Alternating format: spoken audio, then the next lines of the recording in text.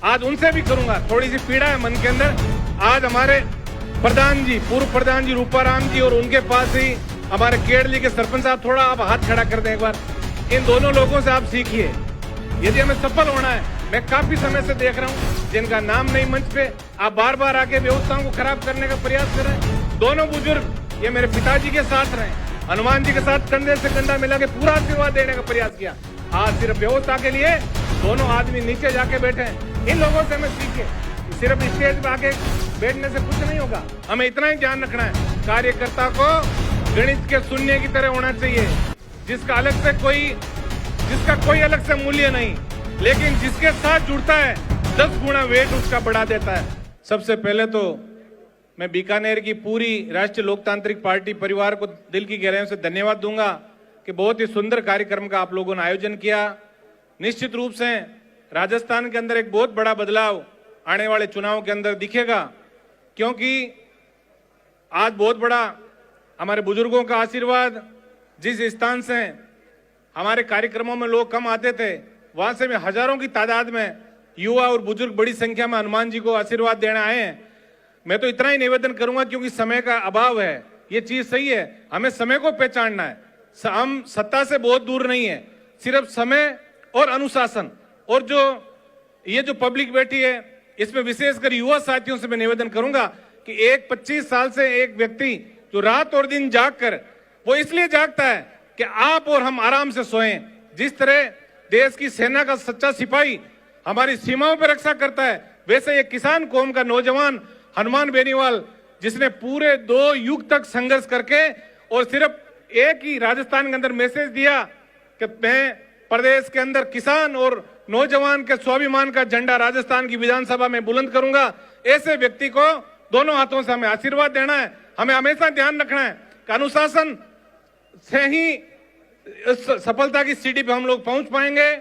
हमें अभी हनुमान जी का भाषण बहुत जरूरी है, पहले होना है, और पूरे वक्ताओं ने अपनी अपनी बातें रखी, लेकिन मैं विशेष निवेदन मंच पे जो विराजमान है आज उनसे भी करूंगा। थोड़ी सी पीड़ा है मन के अंदर। आज हमारे प्रधान जी, पूर्व प्रधान जी रूपाराम जी और उनके पास ही हमारे केरली के सरपंच साहब, थोड़ा आप हाथ खड़ा कर दें एक बार। इन दोनों लोगों से आप सीखिए। यदि हमें सफल होना है, मैं काफी समय से देख रहा हूं जिनका नाम नहीं मंच पे, आप बार बार आके व्यवस्थाओं को खराब करने का प्रयास कर रहे हैं। दोनों बुजुर्ग ये मेरे पिताजी के साथ रहे, हनुमान जी के साथ कंधे से कंधा मिला के पूरा आशीर्वाद देने का प्रयास किया। आज सिर्फ व्यवस्था के लिए दोनों आदमी नीचे जाके बैठे हैं। इन लोगों से हमें सीखिए। सिर्फ स्टेज पे आके बैठने से कुछ नहीं होगा।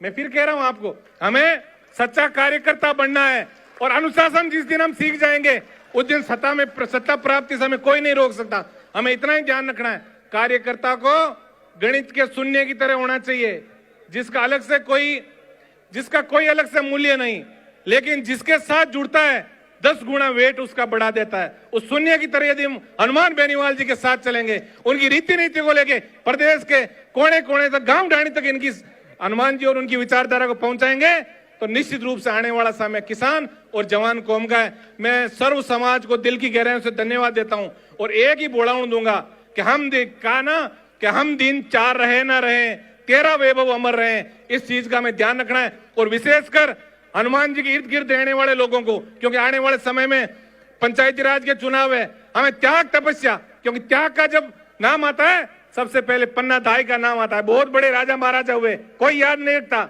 हमें त्याग करना भी सीखना है। हमें इस मंच से यदि कोई नीचे कहे, हमें नीचे भी बैठना है। हमें आने वाले चुनाव के अंदर कई लोगों को, नए लोगों को हमारे साथ जोड़ने की आवश्यकता होगी।